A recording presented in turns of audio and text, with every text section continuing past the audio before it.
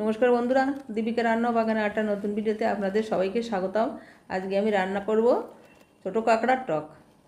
Please আমার চ্যানেলটিকে subscribe করবেন আর ভালো লাগলে লাইক আর শেয়ার করবেন। আমি এখন কাঁকড়াটা কেটে নিচ্ছি। এইভাবে কাঁকড়াটা কেটে নিচ্ছি। প্রথমে পাগুলো কেটে নিচ্ছি,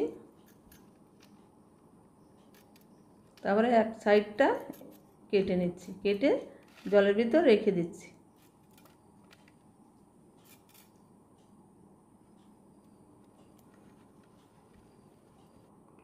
কাঁকড়াগুলো কাটা হয়ে গেছে, এখন আমি কাঁকড়াগুলোকে বেছে নিচ্ছি।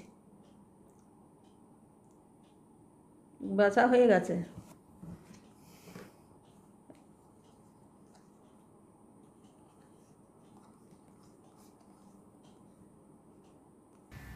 এখন আমি রান্নার দিকে চলে এসেছি। কড়াইতে দিয়ে দিচ্ছি জল।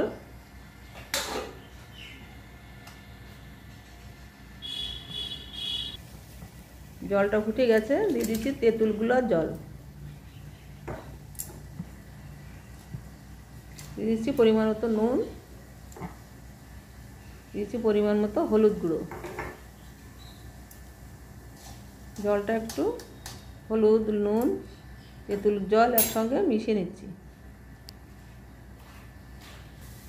এবার দিয়ে দিচ্ছি কেটে রাখা কাঁকড়া।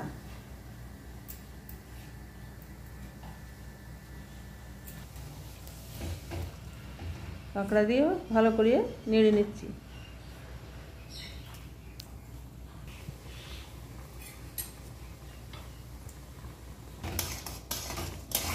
আবারও ভালো করে নেড়ে নিচ্ছি।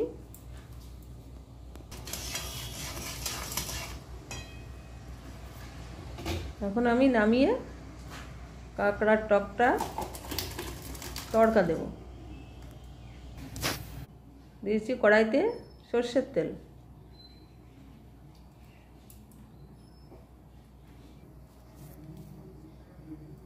তেল গরম হয়ে গেছে, দিয়ে দিচ্ছি একটা শুকনো লঙ্কা, দুভাগ করে একটা শুকনো লঙ্কা তেলের উপরে দিয়ে দিচ্ছি।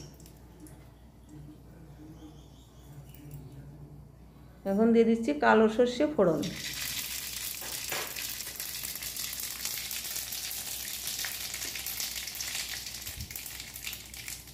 তেলের ভিতরে দিয়ে দিচ্ছি অল্প করে নুন। এবার হাতার পিছন দিয়ে সর্ষেটা ভালো করে ঘষে নিচ্ছি, তাহলে সর্ষেটা আর গোটা গোটা থাকবে না। এখন কাঁকড়ার টকটা ওই সর্ষের ভিতর কড়াইয়ের ভিতর দিয়ে দিচ্ছি।